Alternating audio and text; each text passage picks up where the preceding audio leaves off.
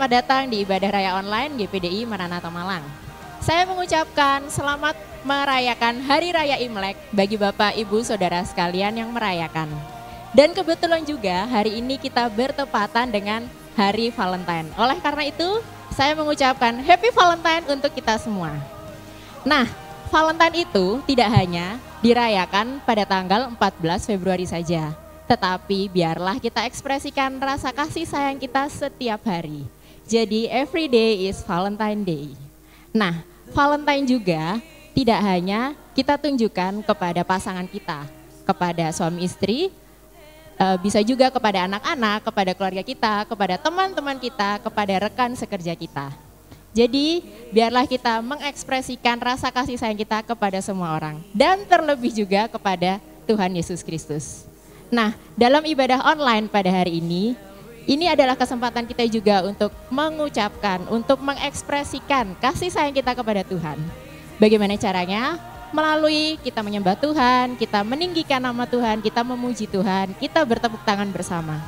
Dan jangan lupa juga untuk menyiapkan Alkitab, buku catatan dan alat tulis untuk mencatat setiap kebenaran firman Tuhan yang nanti akan disampaikan oleh hambanya. Nah, kebetulan juga hari ini adalah kita akan memberikan persembahan ucapan syukur sebagai tanda rasa terima kasih kita atas penyertaan Tuhan selama setahun ke belakang. Nah, persembahan ucapan syukur ini bisa saudara transfer melalui rekening yang sudah tersedia di layar atas nama Bapak Heru Lukito. Nah, sebelum kita akan memulaikan ibadah online kita pada hari ini, mari kita terlebih dahulu mengawalinya dengan berdoa. Mari kita bersama-sama satu dalam doa. Haleluya Yesus, terima kasih Bapak, terima kasih Tuhan atas penyertaan-Mu Bapak dalam kehidupan kami. Kalau kami ada sampai saat ini Tuhan, sebagaimana kami ada, itu bukan karena kekuatan kami Bapak, namun itu semua karena kasih karunia-Mu Tuhan yang luar biasa Bapak dalam kehidupan kami.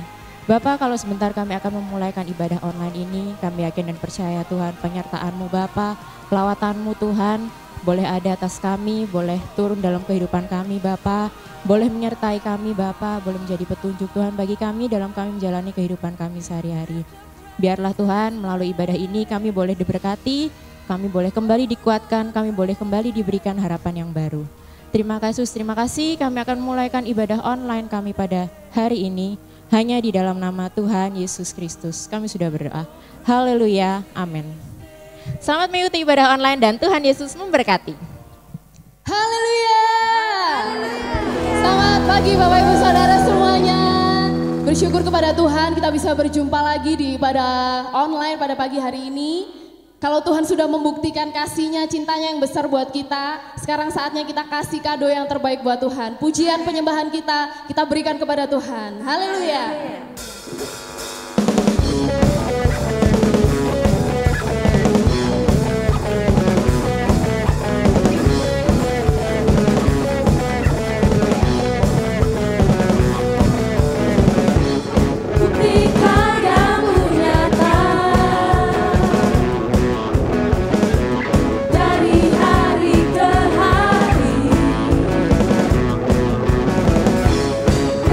Cintamu nyata.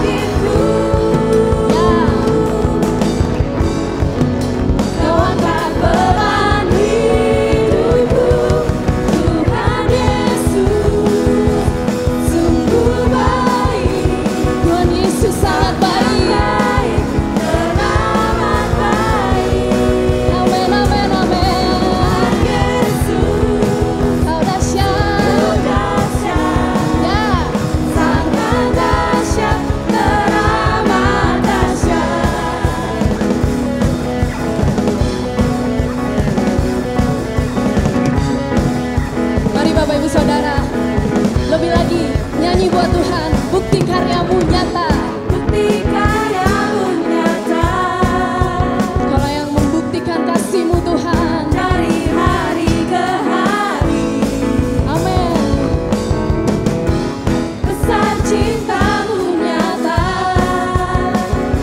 Dari generasi ke generasi. Dari generasi ke generasi.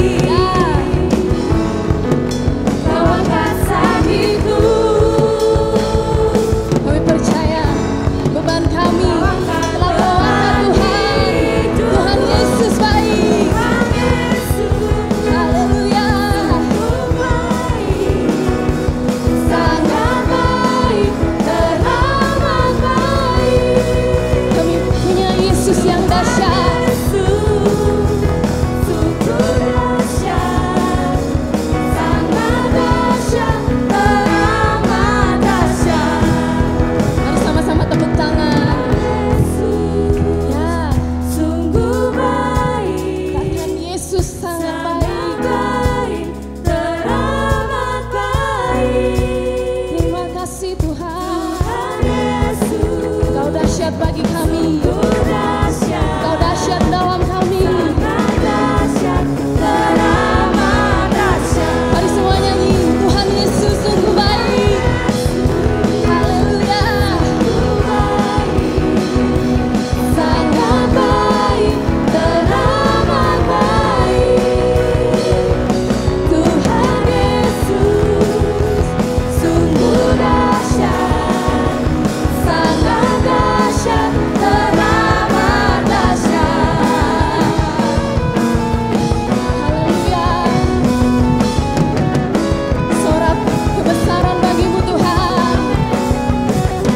Dan sorak-sorai bagi Tuhan. Haleluya. Haleluya. Terima kasih Tuhan. Kalau di hari yang penuh dengan sukacita ini, kami boleh datang di dalam hadirat-Mu, datang dengan segenap kerinduan kami. Kami percaya, dimanapun kami berada Tuhan, Kau yang akan melawat setiap kami.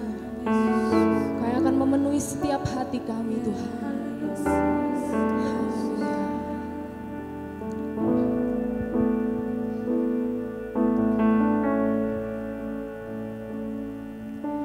Dengan segenap hati dan jiwaku, ku datang padamu dalam kerinduan. Amin.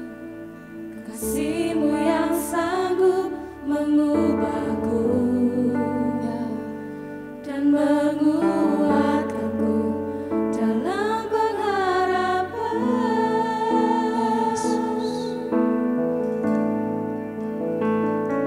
Yesus, Engkaulah permata hati.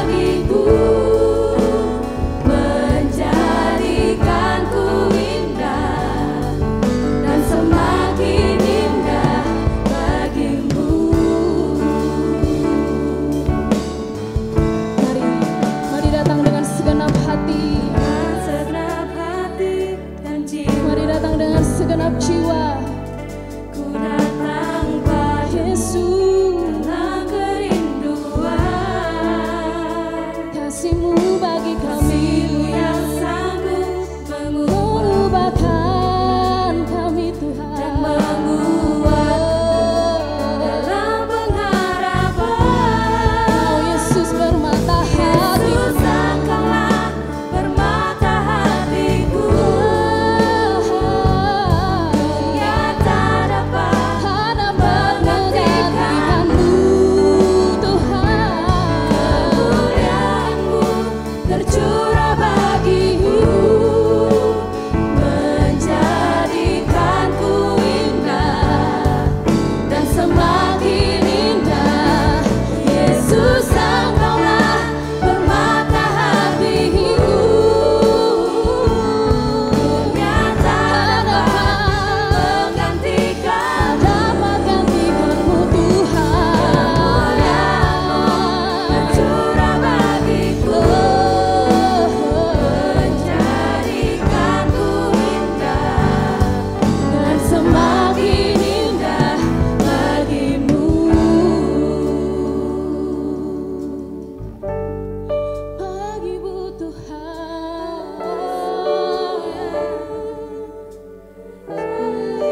kami hidup bagimu Yesus. Segenap hati kami tertuju padamu. Oh, kami bersyukur buat kasih setia-Mu bagi kami. Yesus, Yesus Engkaulah permata hatiku,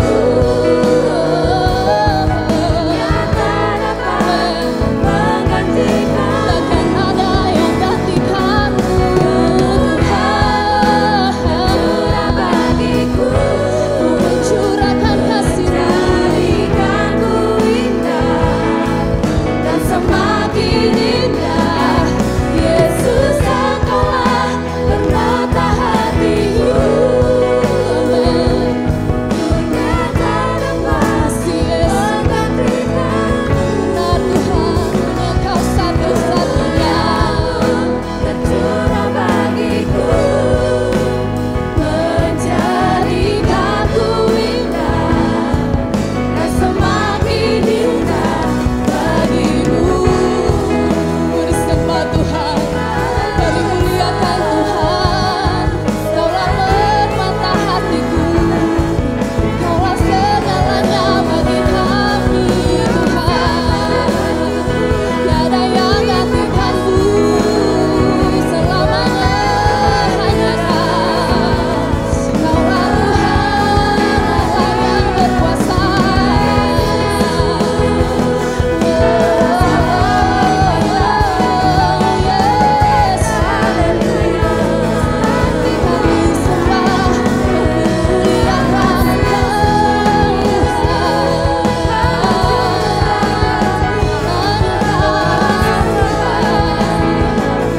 Kau permata hati kami, Kau yang berharga bagi kami, Yesus. Terima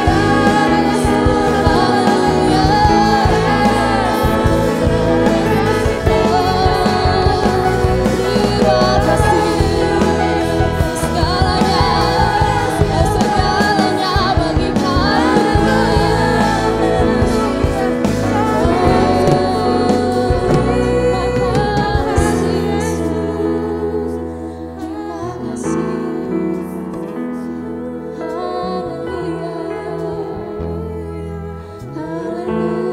bagi kami. Segala hormat bagimu, Kaulah yang berharga dalam hidup kami, Yesus. Kau segalanya, Kaulah kami yang dahsyat. Terima kasih Tuhan, terima kasih Yesus. Kalau kami boleh ada sampai hari ini, semua karena kasih-Mu, karena cinta-Mu bagi kami Tuhan. Terima kasih. Kalau Kau sungguh baik, Kau sangat baik dalam hidup kami Tuhan. Kaulah permata hati kami, Kaulah segalanya dalam hidup kami Tuhan. Terima kasih.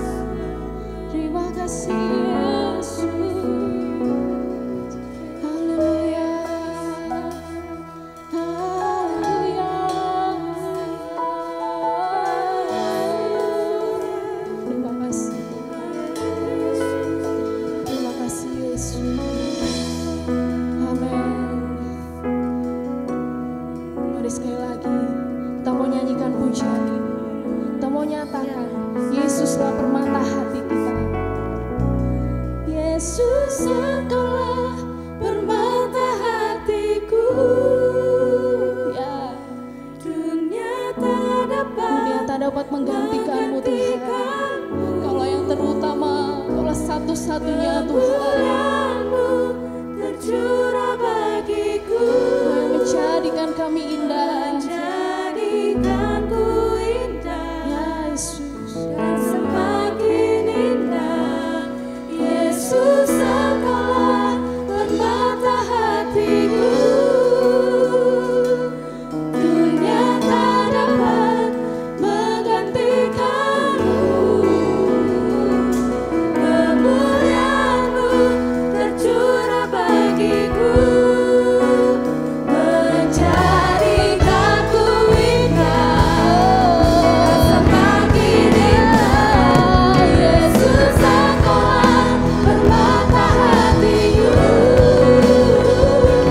Dunia tak dapat menggantikanmu. Kemuliaan-Mu tercurah bagiku, menjadikanku indah dan semakin indah bagimu.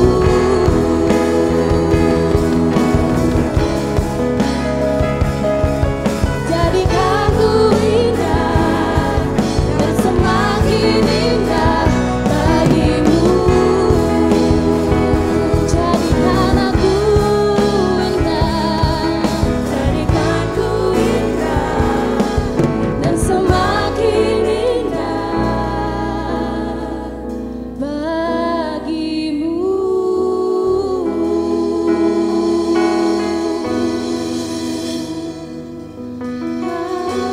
Yesus, haleluya, haleluya. Terima kasih Tuhan, terima kasih buat kasih-Mu, buat cinta-Mu yang teramat besar bagi kami. Kau yang memelihara setiap kami Tuhan. Kami punya kekuatan, kami punya sukacita, bahkan kami punya kemenangan Tuhan bersama-sama dengan Engkau. Kau Allah yang setia bersama kami. Terima kasih buat hadirat-Mu pada saat pagi hari ini Tuhan. Kami rindu mendengar suara-Mu ya Tuhan. Kami ingin diberkati melalui kebenaran firman-Mu. Kau yang akan memakai hamba-Mu mengurapi sehingga firman yang disampaikan Tuhan boleh mengubahkan kami, boleh menjadikan kami semakin indah di hadapan-Mu ya Tuhan. Terima kasih buat pagi hari ini, kami bersyukur. Hanya di dalam nama Tuhan Yesus Kristus kami berdoa. Haleluya. Amin. Amin.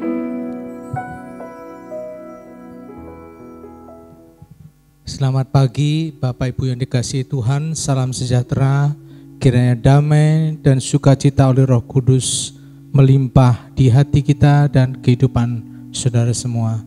Sebelum memberikan persembahan, kita akan membaca renungan singkat yang saya beri judul Memberi dari Kekurangan. Memberi adalah sebuah tindakan menyerahkan, membagikan, menyediakan dan menyampaikan sesuatu yang dimiliki seseorang kepada pihak atau orang lain. Ada berbagai alasan motivasi seseorang memberikan sesuatu kepada pihak atau orang lain.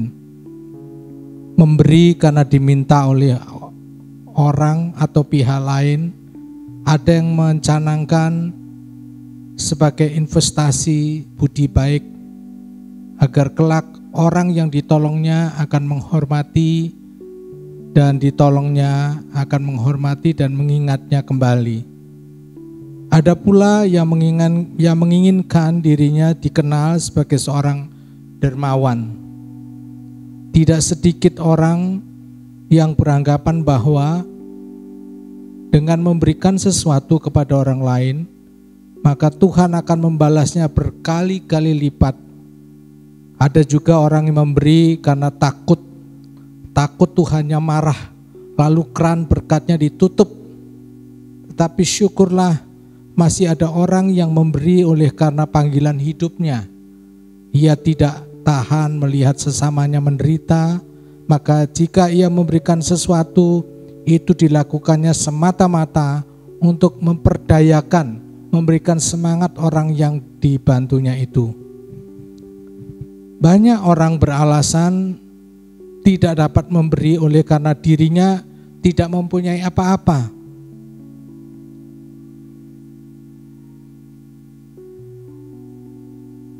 Kepada orang lain saja dia mau memberi, dia sendiri kekurangan.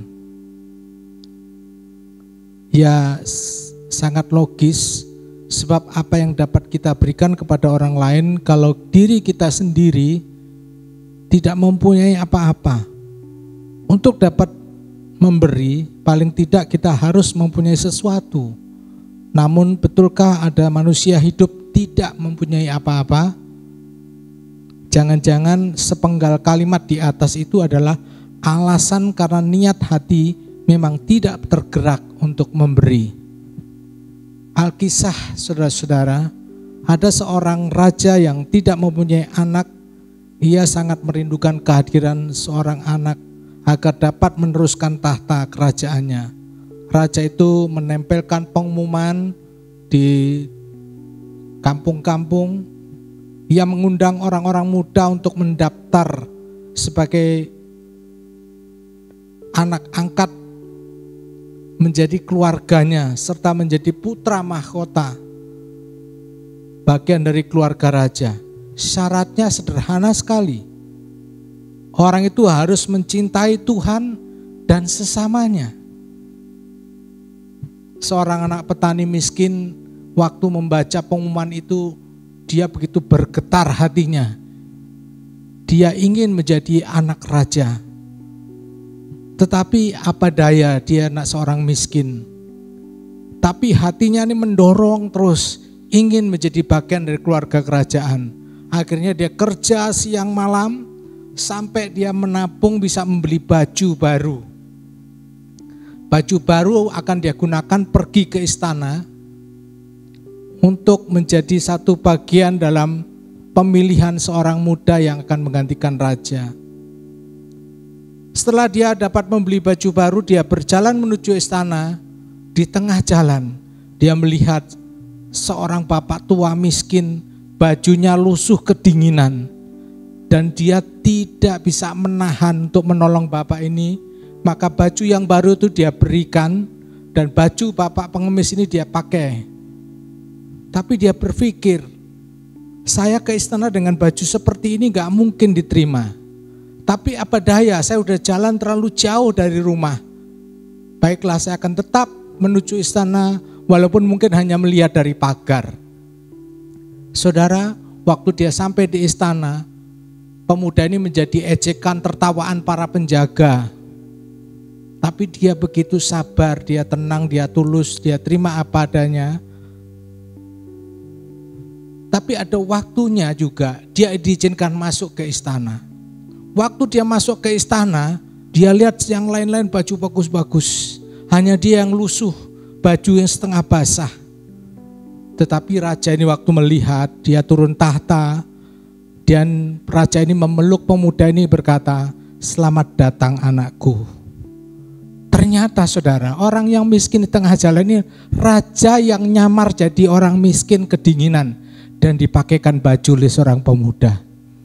Nah, inilah satu bukti bahwa memberi dari kekurangan itu bisa menimbulkan berkat-berkat yang tak terhingga, tak terpikirkan. Kejadian ini di mana-mana bisa terjadi, saudara. Termasuk dalam kehidupan kita semua. Kalau kita memberi dari segala kekurangan kita, Tuhan tahu. Dan tiba saatnya kalau saudara memberi dengan ketulusan hati, kemurahan hati, Tuhan akan memberkati sesuai dengan janji firman-Nya. Di dalam Markus pasalnya yang ke-12, ayat 43 dan 44 berkata demikian saudara. Aku berkata kepadamu, sesungguhnya janda miskin ini memberi lebih banyak daripada semua orang yang memasukkan uang ke dalam peti persembahan. Sebab mereka semua memberi dari kelimpahannya, tetapi janda miskin ini memberi dari kekurangannya. Semua yang ada padanya, yaitu seluruh nafkahnya. Ya saudara, bagi kita tidak ada alasan tidak memiliki apa-apa, karena semua berkat yang Tuhan percayakan itu karena kemurahannya. Dan pagi hari ini kita mengembalikan milik Tuhan, bukan milik kita. Dan itu hanya sebagian. Kiranya firman Tuhan pagi ini memberkati kita, menggerakkan hati kita, apa yang saudara miliki, apa yang saudara punya, kembalikanlah dengan kerelaan hati. Mari kita berdoa. Terima kasih Bapa untuk firman-Mu pagi hari ini, agar kami memiliki hati yang murah, yang rela.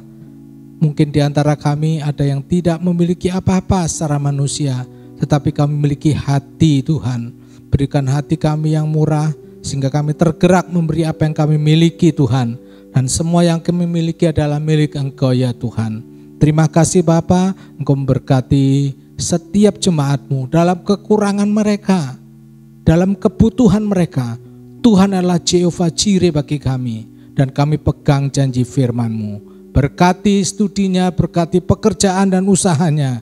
Dan kami percaya Tuhan akan melihat terobosan-terobosan besar yang Tuhan kerjakan dalam kehidupan jemaat. Dalam nama Yesus kami berdoa, haleluya, amin. Selamat pagi, selamat bertemu dalam kasih Tuhan. Tidak lupa saya mengucapkan Gong Si Facai. Ya, Gong Si Facai bagi yang merayakan Chinese New Year, saya mengucapkan Gong Si Facai. Dan juga hari ini adalah tepat hari Valentine ya.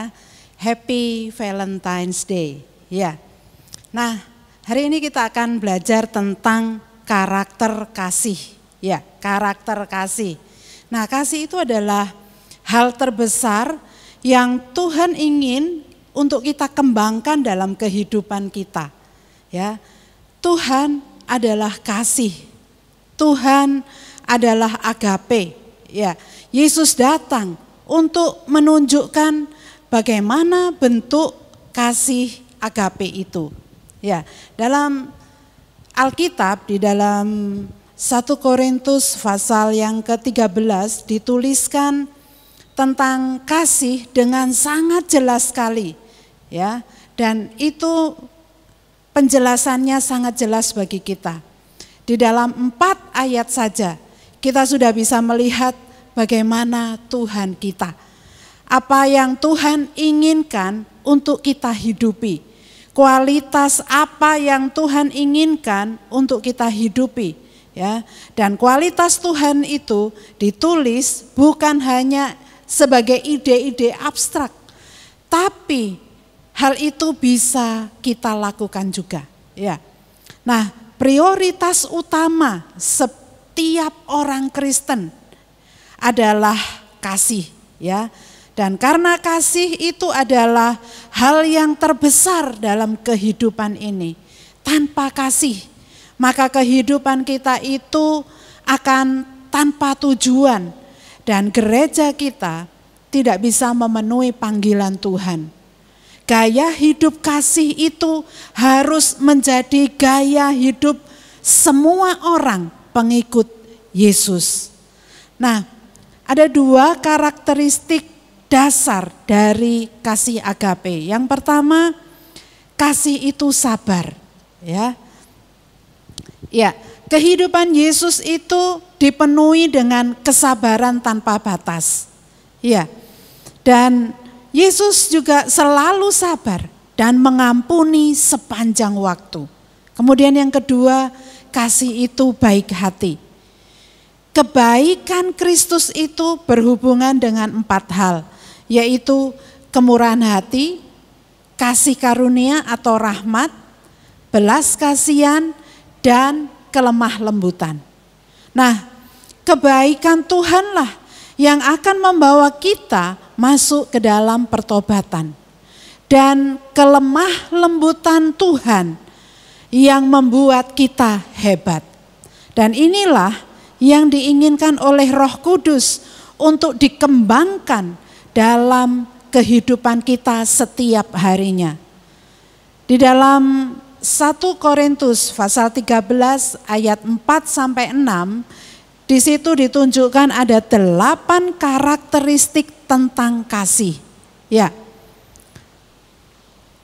Dan di sana ada kata tidak ya. Kasih itu sabar, kasih itu murah hati, ia tidak cemburu, ia tidak memegahkan diri dan tidak sombong, ia tidak melakukan yang tidak sopan dan tidak mencari keuntungan diri sendiri, ia tidak pemarah dan tidak menyimpan kesalahan orang lain, ia tidak bersukacita karena ketidakadilan, tapi karena kebenaran. Nah, ini menunjukkan apa yang bertentangan dengan karakter kasih, ya, yang tadi yang ditulis dengan kata tidak itu bertentangan dengan karakter kasih yang tidak disukai oleh Yesus. Dan ini merupakan reaksi umum dari umat manusia. Tapi Tuhan Yesus tidak pernah melakukannya. Bahkan ketika Yesus ada di bawah tekanan atau ketika dia diprovokasi, ketika dia ada di atas muka bumi ini, dia tidak melakukan hal-hal tersebut. Ya, dan seharusnya gaya hidup ini menjadi gaya hidup kita juga. Nah, mari kita lihat 5 karakter ini. Tapi hari ini kita akan melihat 3 ya. Kita akan melihat 3 hal. Ya, yang nomor 1, kasih itu tidak cemburu atau iri. 1 Korintus pasal 13 ayat yang keempat. Ya. Cemburu atau iri itu adalah pelanggaran terhadap perintah Allah yang nomor 10, yang ke-10 ya. Iri atau cemburu adalah dosa karena menginginkan sesuatu milik orang lain. Ya, itu adalah perasaan kebencian di dalam diri saudara ketika orang lain itu diberkati, dipromosikan atau sukses. Kenapa orang itu mendapatkan kenaikan gaji, sedangkan saya enggak. Padahal saya udah kerja keras. Kenapa saya enggak disukai oleh anggota keluarga saya? Ya, kenapa semua orang itu berpacaran dan menikah dan saya belum? Kenapa suami teman saya itu sangat mengasihi istrinya, tapi saya tidak? Kenapa orang ini dipromosikan jadi pemimpin komsel, padahal saya itu tinggal lebih lama di gereja? Ya. Nah, ada banyak hal yang merupakan tanda-tanda dari iri atau kecemburuan. Nah, ciri dari iri atau kecemburuan itu adalah perbandingan, ya, membandingkan diri dengan orang lain. Saudara selalu membandingkan diri saudara dengan orang lain. Dan orang yang iri atau cemburu itu biasanya sangat kompetitif, ya. Apa yang engkau miliki, aku harus punya. Dan kalau saya enggak punya, aku akan membenci engkau. Aku akan mengkritik engkau, ya. Dan ketika saudara iri, maka saudara tidak bisa mengasihi. Ya. Nah, suatu hari ada seekor burung Raja Wali yang terbang tinggi dari Raja Wali lainnya. Dan itu ternyata enggak menyenangkan. Karena si Raja Wali yang merasa kalah itu dia iri temannya bisa terbang lebih tinggi. Nah, kemudian Raja Wali itu dia mendatangi seorang pemanah dan berkata, "Aku harap engkau bisa menjatuhkan Raja Wali yang terbang tinggi di atas itu." Kemudian si pemanah mau, asalkan bulunya itu dikaitkan di anak panahnya, ya. Bulu burung Raja Wali itu dikaitkan di anak panah si pemanah itu. Nah, si Raja Wali yang penuh dengan iri hati itu, dia setuju. Dan kemudian dia mencabuti satu persatu bulunya, lalu diberikan kepada si pemanah itu. Nah, anak panah itu dilepaskan dari busurnya, tetapi nggak pernah mencapai sasaran, ya. Sebab burung Raja Wali itu terbang terlalu tinggi. Dan si Raja Wali yang iri ini kemudian mencabuti bulunya lagi dan lagi dan lagi. Dia cabutin lebih banyak lagi bulunya. Sampai akhirnya burung Raja Wali ini nggak bisa terbang lagi karena bulunya udah habis dicabuti. Kemudian si pemanah itu kemudian berpaling kepada Raja Wali ini dan membunuh Raja Wali ini. Nah, moral dari cerita ini adalah kecemburuan itu dapat membunuh. Kecemburuan itu dapat membunuh. Alkitab mengatakan, kalau dalam bahasa Indonesia terjemahan baru disebut dengan keinginan daging, ya. Tetapi dalam terjemahan bahasa Inggris, kecemburuan itu adalah induk dari banyak dosa-dosa. Dosa apa aja? Perseteruan, perselisihan, iri hati, amarah, kepentingan diri sendiri, percideraan, roh pemecah, kedengkian, permusuhan, gosip, ya, pergesekan di dalam hubungan, cemburu, serakah, benci, pahit, pembunuhan, termasuk pembunuhan karakter, ya. Kadang-kadang kita suka jelek-jelekin orang, bikin status yang jelek tentang seseorang. Itu adalah pembunuhan karakter juga, termasuk dalam pembunuhan, ya, dan juga pencurian. Nah, kecemburuan atau iri hati itu membunuh buah-buah roh. Dan iri hati itu akan menumbuhkan kebencian. Nah, Paulus mengingatkan kita supaya kita itu tidak berpegang kepada sikap seperti itu. Karena barang siapa melakukan hal-hal yang demikian, Alkitab katakan, ia tidak akan mendapat bagian dalam kerajaan Allah. Ya, Galatia 5 ayat 21. Karena kecemburuan maka Habel dibunuh. Karena kecemburuan maka Yusuf menjadi budak. Karena kecemburuan maka Yesus Kristus dia harus disalibkan di atas kayu salib.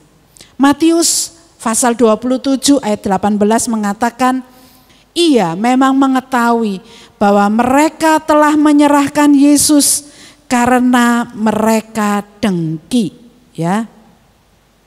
Dikatakan di ayat ini karena mereka dengki. Nah, jadi Yesus itu berkhotbah melawan kecemburuan atau kedengkian.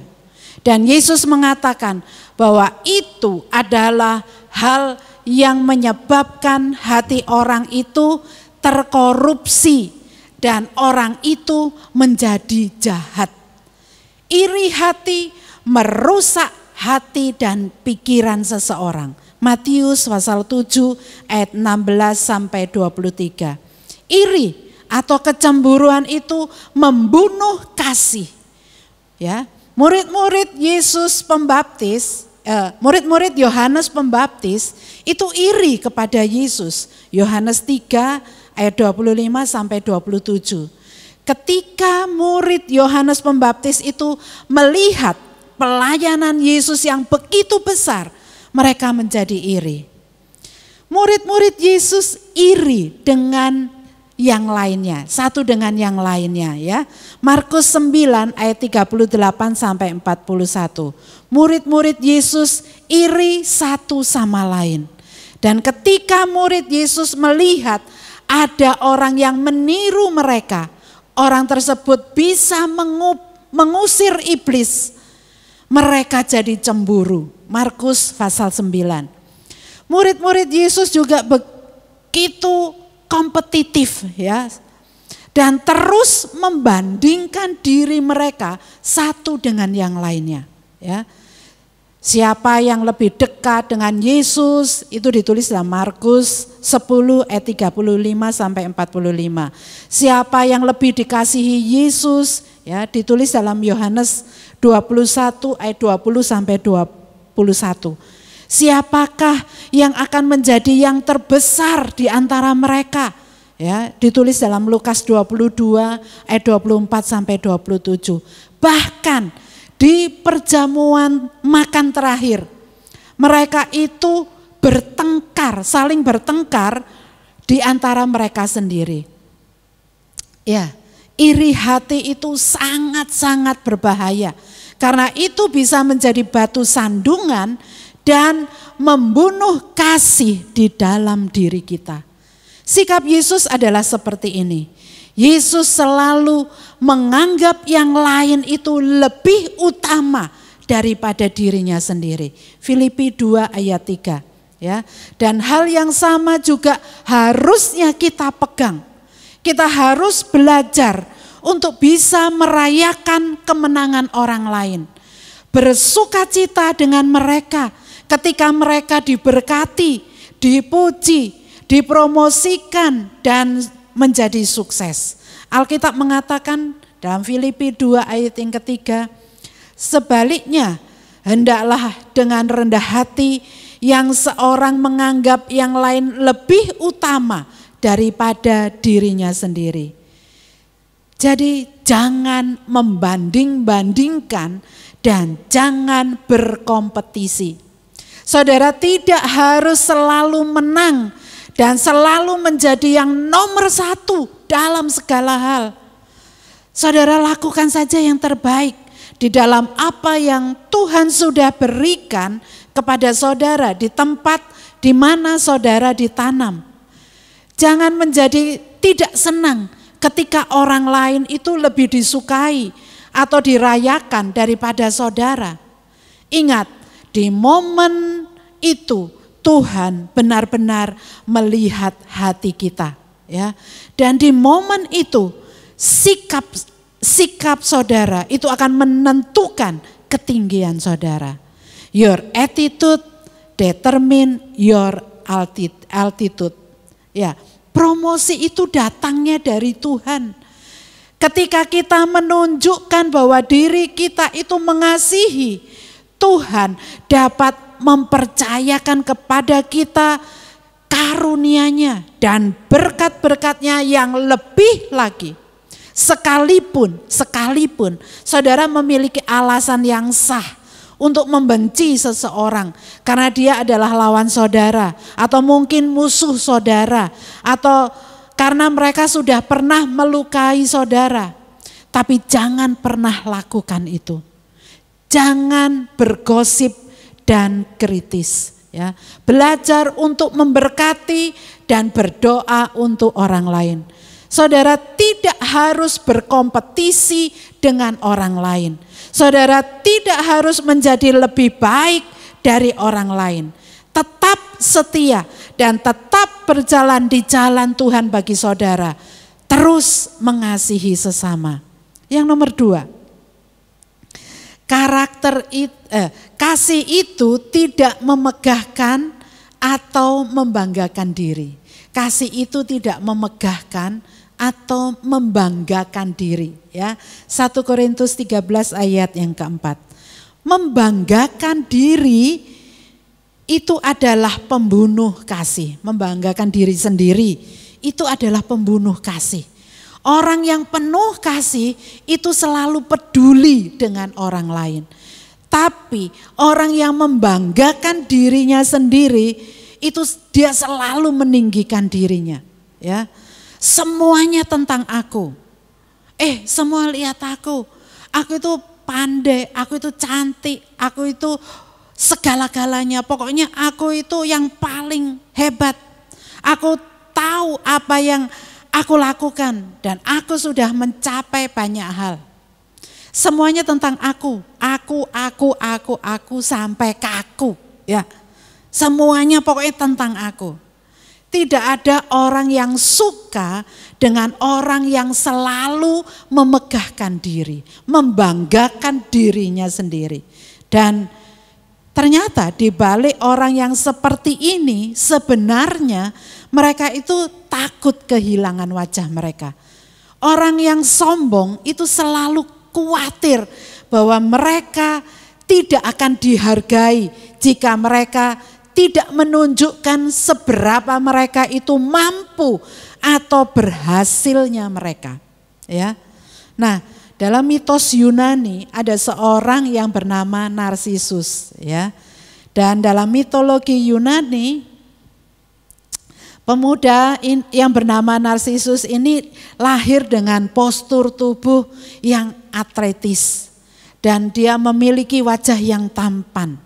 Banyak gadis itu tergoda dan tidak sedikit juga yang jatuh cinta kepada dia.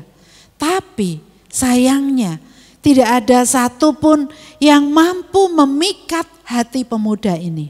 Ya, Narsisus pun nggak peduli dengan gadis-gadis yang memujanya. Nggak jelas mengapa dia bersikap seperti itu. Nah, Narsisus ini punya hobi berkaca. Ya, dia punya hobi itu berkaca. Setiap kali dia menatap wajahnya, untuk menatap wajahnya di air kolam atau di air danau yang menjadi media dari kacanya, ya. Dan dia sangat-sangat mengagumi dirinya sendiri. Dia sangat mengagumi ketampanan wajahnya dan tubuhnya sendiri. Ya. Jadi dia itu jatuh cinta pada dirinya sendiri. Karena terlalu sering menatap wajahnya dan mengagungkan dirinya sendiri, kemudian dia tercebur ke dalam kolam itu dan mati. Nah, ini adalah kisah tragis dari Narsisus, ya. Dan kisah ini disebut dengan narsisme.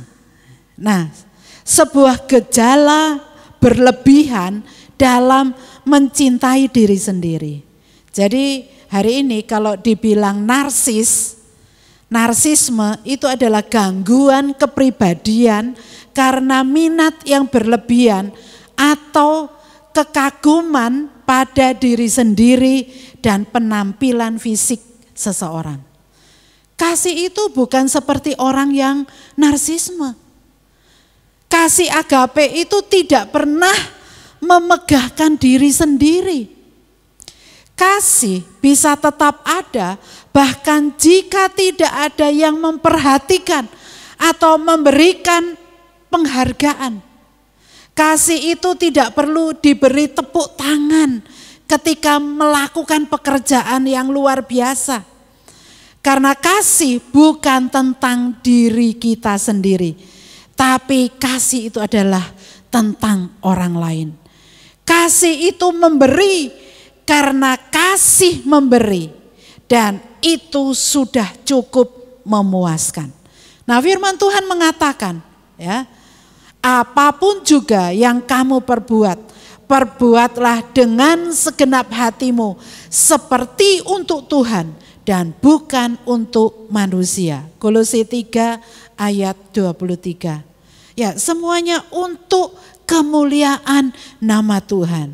Nah, dengan ini untuk mengetahui Tuhan itu disenangkan, itu adalah upah bagi kita. Ya, Tuhan Yesus tidak pernah membanggakan dirinya sendiri atau memegahkan dirinya. Ketika orang-orang mengolok-ngolok dia hanya sebagai anak tukang kayu, Yesus nggak pernah jadi arogan, ya, dan berkata, beraninya kamu bilang seperti itu, engkau orang rendahan, tahu nggak betapa sempurnanya aku, betapa berkuasanya aku, karena akulah pencipta bumi ini, dan aku berpengetahuan, aku itu orang bijak. Lebih bijak dari kalian semua. No, dia nggak pernah berkata seperti itu. Sekalipun itu adalah faktanya, kebenarannya, ya. Tapi Tuhan Yesus tidak pernah mengatakannya. Karena kasih itu tidak memegahkan diri dan Yesus adalah kasih. Ya, Yesus tidak perlu membuktikan dirinya kepada siapapun. Karena Yesus tahu pasti dari mana dia datang. Ketika Yesus mengusir iblis di Gadara, di Gerasa, di kuburan, dia tidak mau disiarkan kepada banyak orang. Ya. Bahkan seringkali setelah mengadakan mujizat yang luar biasa, Tuhan Yesus itu akan menyendiri. Karena tujuan Yesus adalah untuk memuliakan Bapa saja dan untuk mempercepat kedatangan kerajaannya. Ya, tidak untuk ditunjukkan kepada orang lain seberapa besar mujizat yang telah dia perbuat. Yesus benar-benar tidak pernah menonjolkan diri. Kasih itu bukan tentang memegahkan atau membanggakan diri kita. Kasih itu untuk orang lain. Ya. Nah, suatu hari ada seekor kura-kura yang sombong, yang merasa dirinya itu lebih pantas terbang dibanding berenang di perairan.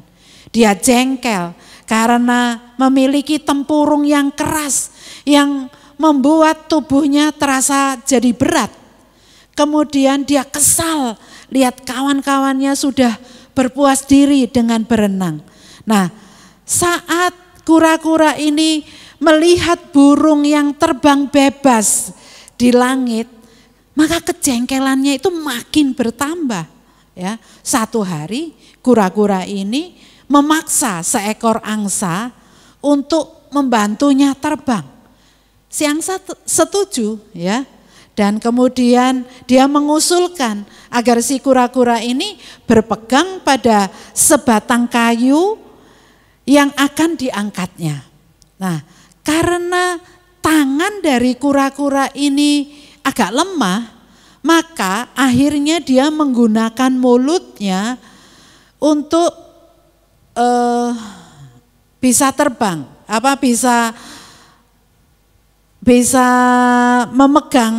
bisa memegang sebatang kayu tadi, ya, dan akhirnya dia bisa terbang dan merasa bangga. Nah, melihat teman-teman kura-kura ini yang tengah berenang, dia ini ingin menyombongkan dirinya. Ya, dia lupa bahwa mulutnya itu harus terus dipakai untuk menggigit kayu tadi, ya, supaya dia bisa terbang. Ya, karena dia lupa, maka dia akhirnya cuap-cuap ke teman-temannya dan batang kayu itu akhirnya terlepas, ya. Kemudian tentu saja kura-kura itu jatuh dengan keras dan akhirnya dia mati. Nah, kita merusak kerohanian kita ketika kita itu memegahkan diri. Ya. Yang nomor 3, kasih itu tidak sombong. Ya, kasih itu tidak sombong. 1 Korintus pasal 13 ayat yang keempat. Kata tidak sombong itu dalam bahasa Inggris dituliskan puff up, ya. Artinya adalah congkak, angkuh, kembung, bengkak. Itu puff up artinya. Jadi kalau kita itu bisa punya opini yang berlebihan tentang diri kita sendiri, tentang kemampuan kita, tentang pencapaian kita, maka saudara akan jadi besar kepala. Ya. Nah, suatu hari ada seorang yang bernama William Carey. William Carey ini adalah bapa dari misionari di masa modern, ya. Nah, hari ini seluruh dunia itu tahu siapa William Carey dan menghormati dia. Tapi William Carey ini dilahirkan di sebuah keluarga yang tidak mampu di Inggris, ya. Di sana dia menjadi seorang pengkhotbah dan guru sekolah pada siang hari, sedangkan malam harinya dia harus bekerja sebagai seorang tukang sepatu. Ya.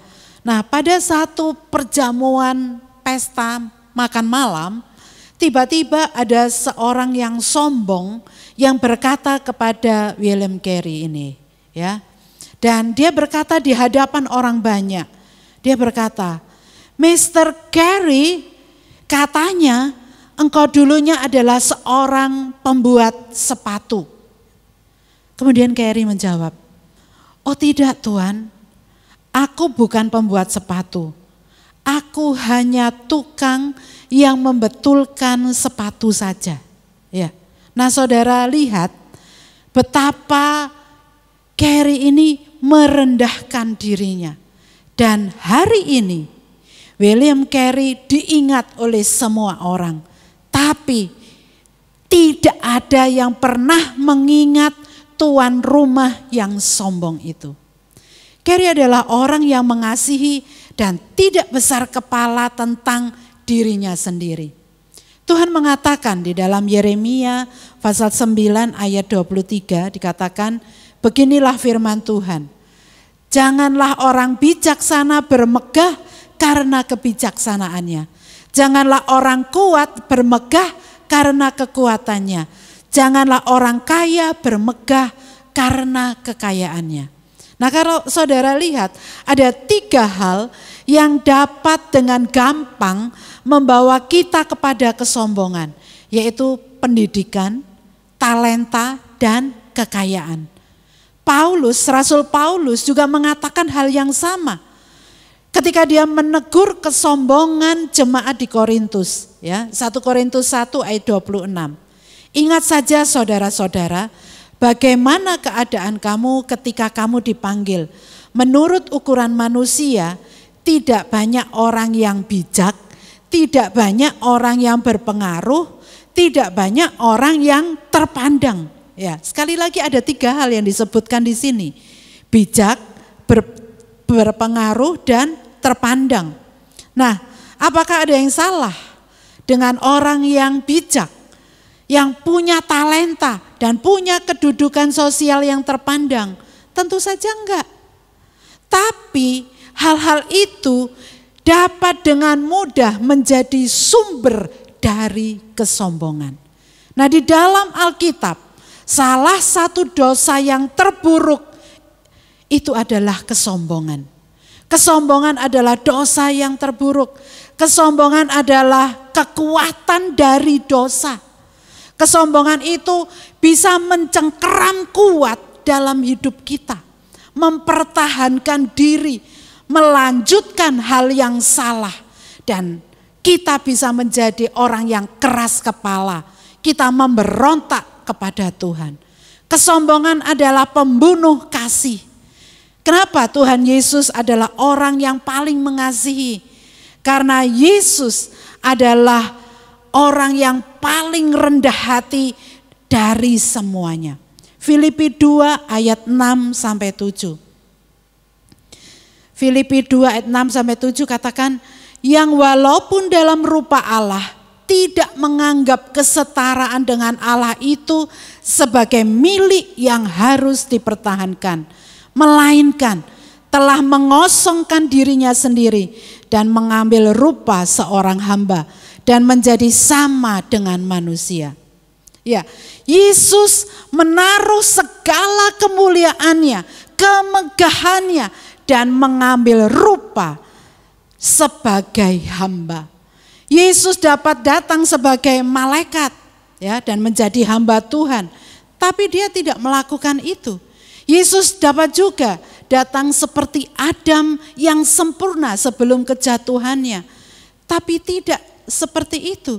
Yesus juga dapat memilih untuk lahir di keluarga kaya, keluarga yang sangat terkenal, penguasa yang perkasa. Tapi dia tidak memilih seperti itu. Yesus datang sebagai manusia biasa. Dan Yesus memilih untuk mati dengan cara yang paling tragis. Bukan dengan cara yang nyaman di rumahnya atau ketika sakit di ranjangnya atau karena usia tua.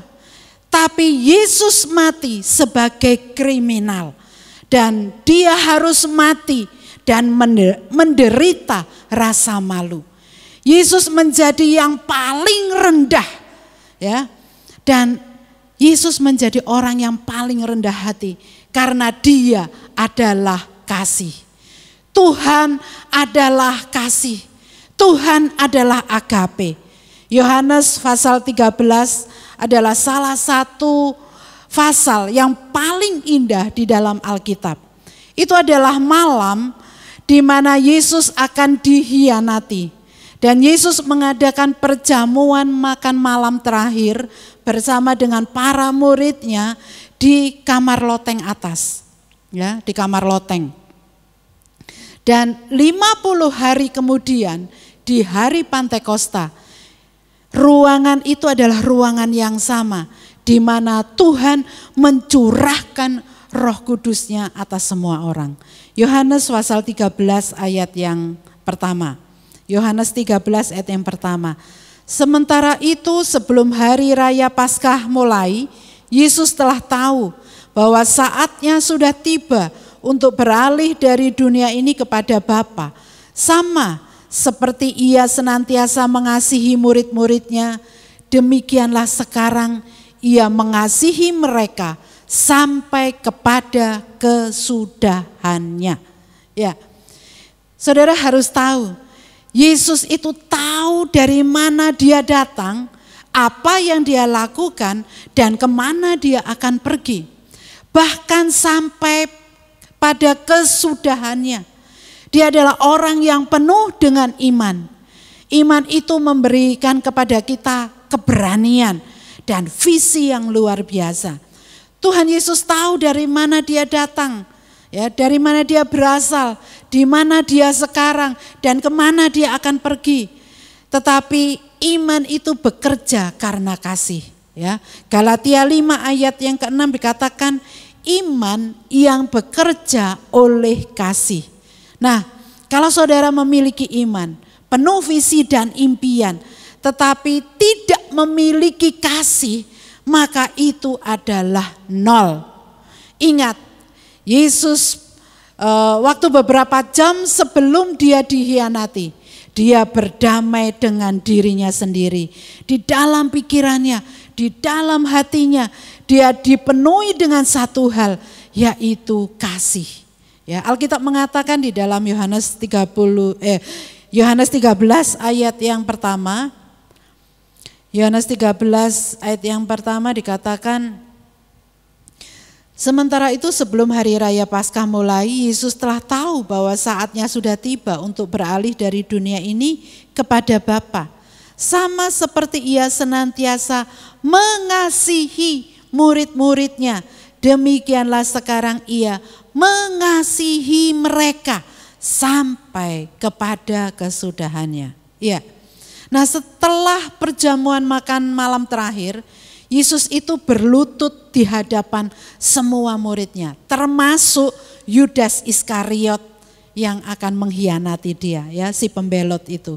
Nah, saudara bisa bayangkan, Raja segala raja, Allah pencipta seluruh dunia ini berlutut di hadapan manusia yang tidak sempurna dan berdosa. Dan Dia mengatakan ini di ayat yang kelima. Yohanes 13 ayat 4-5. Ya, Yohanes pasal 13 ayat 4-5. Lalu bangunlah Yesus dan menanggalkan jubahnya. Ia mengambil sehelai kain lenan dan mengikatkannya pada pinggangnya. Kemudian Ia menuangkan air ke dalam sebuah basi dan mulai membasuh kaki murid-muridnya. Lalu menyekanya dengan kain yang terikat pada pinggangnya itu. Ya, tidak ada penguasa dalam sejarah pernah melakukan hal ini sebelumnya. Karena membersihkan atau membasuh kaki itu hanya dilakukan sebelum makan malam. Ya. Dan ini biasanya dilakukan oleh hamba yang paling rendah rankingnya di dalam rumah tangga itu. Waktu itu tidak ada pembasuhan sebelum makan malam, ya, karena para murid itu nggak mau melakukan itu, ya, karena mereka itu selalu para murid ini selalu memandang kepada penghargaan, kepada upah untuk menjadi yang teratas, ya. Mereka maunya semuanya jadi pemimpin, bukan orang yang di bawah. Tapi Yesus mengajarkan para muridnya untuk menjadi orang yang rendah hati di antara mereka semuanya. Dan Yesus mengatakan kepada kita semuanya bahwa kasih itu artinya melayani orang lain. Rela melakukan tugas yang paling kasar atau tidak berarti. Ya, tanda kasih sejati adalah kerendahan hati. Tapi seringkali kita itu takut. Ketika kita merendahkan hati, maka itu akan menghancurkan kepercayaan diri kita dan gambar diri kita. Ya. Dan mestinya gambar diri kita itu harus jadi pencerminan dari gambar diri Tuhan. Ya. Misalkan ya, Tuhan Yesus pencipta seluruh dunia itu mau berlutut di hadapan kita dan membasuh kaki kita. Maka itu berarti tidak ada lagi yang ada di bawah kita. Malam itu Yesus berkata, Yohanes 13 ayat 34 sampai 35, aku memberikan perintah baru kepada kamu, yaitu supaya kamu saling mengasihi, sama seperti aku telah mengasihi kamu. Demikian pula kamu harus saling mengasihi. Dengan demikian semua orang akan tahu bahwa kamu adalah murid-muridku, yaitu jikalau kamu saling mengasihi. Ya, sekalipun saudara adalah orang yang paling pintar, paling mampu, orang yang paling memiliki pencapaian, tapi ketika kasih Tuhan itu benar-benar ada dalam hati saudara, itu akan memberikan kasih karunia untuk merendahkan diri, untuk mau menjadi hamba yang paling rendah dan melakukan pekerjaan yang paling tidak berarti, untuk melayani mereka yang ada di sekeliling saudara, karena kasih itu tidak sombong. Kesombongan itu adalah salah satu dari 7 dosa maut. Ya, kesombongan adalah pembunuh kasih.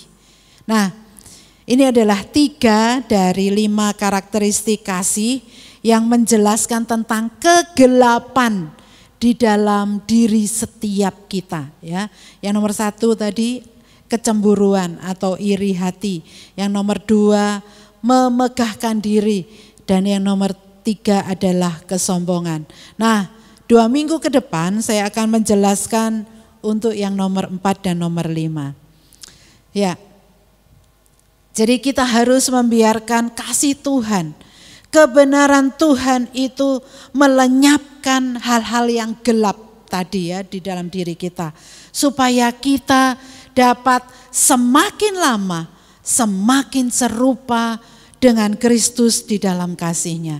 Kasih agape itu selalu menganggap orang lain itu lebih penting daripada kita. Merendahkan diri, rendah hati untuk melayani, melakukan hal yang paling penting bagi orang lain. Ya, kiranya hari ini saudara bisa belajar, ya, saudara dan saya bisa belajar untuk sabar, murah hati, mau mengampuni. Ya, penuh pengampunan dan penuh belas kasihan.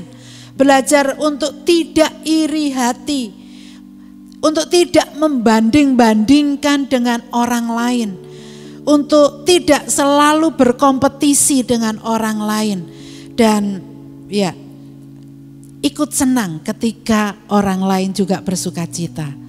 Ya, jangan lakukan hal-hal yang buruk tadi yang saya sebutkan. Karena itu namanya tidak mengasihi. Atau mungkin saudara cenderung jadi orang yang memegahkan diri. Saudara takut kalau saudara tidak mengatakan kesuksesan saudara, maka saudara itu enggak dianggap oleh orang lain. Kemegahan diri itu adalah pembunuh kasih, ya. Dan itu akan membawa kepada kesombongan. Kesombongan itu adalah salah satu dari 7 dosa maut, ya, tadi saya sudah sebutkan. Nah, hari ini apakah saudara adalah orang yang sombong? Hari ini maukah saudara merendahkan diri saudara? Saudara tidak mau menunjuk-nunjukkan ya membesar-besarkan, selalu pamer, sekalipun tidak ada orang yang tahu, tapi biarlah kita mau belajar hidup merendahkan hidup kita ya, untuk melakukan hal-hal yang mungkin tidak berharga di hadapan orang, karena saudara sementara melakukannya bagi Tuhan. Berapa banyak dari saudara yang mengatakan, Tuhan, aku tidak mau sombong lagi itu. Aku mau merendahkan diri untuk jadi hamba-Mu ya. Dan ingat, iri hati, kemegahan diri, dan kesombongan itu adalah pembunuh kasih. Ya, mari kita tundukkan kepala, kita akan berdoa untuk firman Tuhan yang sudah kita dengar hari ini. Bapa kami yang di sorga, kami mengucap syukur Tuhan, bahwa hari ini kami dapat mempelajari firman-Mu. Kami belajar untuk semakin lama menjadi semakin serupa dengan Kristus, semakin mengasihi Tuhan, dan juga mengasihi satu dengan yang lainnya. Ini adalah cerminan dari gambar diri-Mu Tuhan, kepada dunia yang tidak mengenal Engkau. Kami adalah duta-duta-Mu. Mari ya Tuhan, biar kami bisa saling mengasihi, maka kami boleh melihat sifat Tuhan ada dalam diri kami. Dan kiranya orang-orang di sekitar kami boleh tahu bahwa Engkau adalah Tuhan yang nyata. Kiranya semua orang akan mengetahui bahwa kami adalah murid-murid-Mu ketika melihat kasih kami satu dengan yang lainnya. Hamba berdoa untuk orang-orang yang mendengar firman-Mu hari ini. Kiranya kasih-Mu bertumbuh semakin lama semakin dalam. Biarlah kami belajar untuk sabar, belajar untuk murah hati, belajar mengampuni dan penuh belas kasihan. Ampuni kalau selama ini banyak sekali iri hati. Kami selalu membanding-bandingkan dengan orang lain. Kami selalu berkompetisi dengan orang lain, berlomba-lomba dengan orang lain. Ajar kami Tuhan untuk bisa saling mengasihi. Ajar kami untuk tidak memegahkan diri. Ajar kami untuk tidak takut kalau kami tidak mengatakan kesuksesan kami. Tapi biarlah kami menjadi orang yang rendah hati. Ajar kami untuk tidak sombong Tuhan. Tuhan, mari ampuni atas kecemburuan, iri hati yang sering kami lakukan. Atas segala kemegahan diri kami sendiri. Ampuni kami Tuhan atas segala kesombongan yang kami miliki. Mari ya Tuhan, ajar kami melakukan hal-hal kecil meskipun tidak ada yang melihat, meskipun tidak ada yang menghargai kami Tuhan, tapi kami mau melakukannya untuk Engkau. Ampuni kami Tuhan, ajar kami untuk menunjukkan kasih-Mu kepada orang-orang lain, dan semuanya itu hanya untuk kemuliaan nama-Mu saja. Hamba berdoa dan bersyukur hanya di dalam nama Tuhan Yesus Kristus. Haleluya. Amin. Terima kasih saudara sudah mendengarkan khotbah saya hari ini. Saya berharap kiranya saudara diberkati. Putuskan untuk menjadi orang yang penuh kasih di rumah saudara dan juga kepada orang-orang di sekitar saudara. Haleluya. Ya, mari kembali lagi kita tundukkan kepala, kita akan akhiri ibadah online pada pagi hari ini. Bersyukur buat kasih Tuhan, penyertaan-Mu Yesus, kami dapat beribadah semua karena berkat penyertaan Tuhan sampai saat ini. Terima kasih. Kami doakan jemaat agar tetap sehat, kuat, dan tetap semangat dalam melayani Tuhan, mendengar kebenaran firman dan melakukan. Semua karena anugerah daripada Engkau Tuhan. Jauhkan jemaat daripada sakit virus, sakit sehingga sukacita saja yang dapat melingkupi kehidupan setiap jemaat Maranatha. Terima kasih. Diberkati jasmani rohani setiap jemaat, semua oleh karena kasih karunia Tuhan. memberkati setiap pelayan ibadah, memberkati jemaat yang sudah memberi persembahan juga persepuluhan. Terima kasih Yesus. Mari kedangkan tangan kita, terimalah berkat dari Allah Bapa, kasih karunia Tuhan Yesus Kristus, dan persekutuan Roh Kudus senantiasa menyertai saudara sekalian. Mulai hari ini sampai Maranatha, Tuhan datang kembali. Dalam nama Tuhan Yesus Kristus, mari semua katakan amin.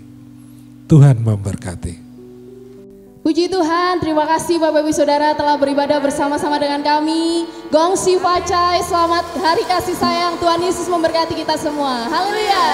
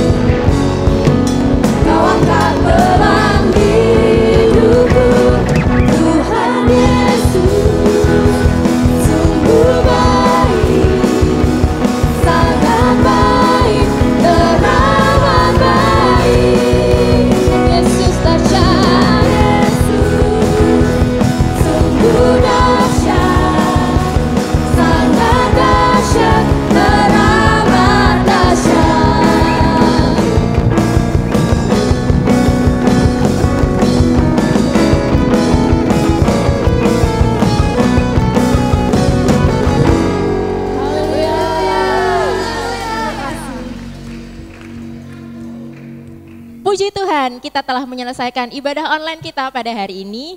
Jangan lupa ya saudara untuk like, subscribe, dan share. Bagikan kepada teman-teman, kepada keluarga, channel YouTube dan Facebook GPDI Maranatha Malang. Supaya semakin banyak orang boleh diberkati melalui ibadah online ini.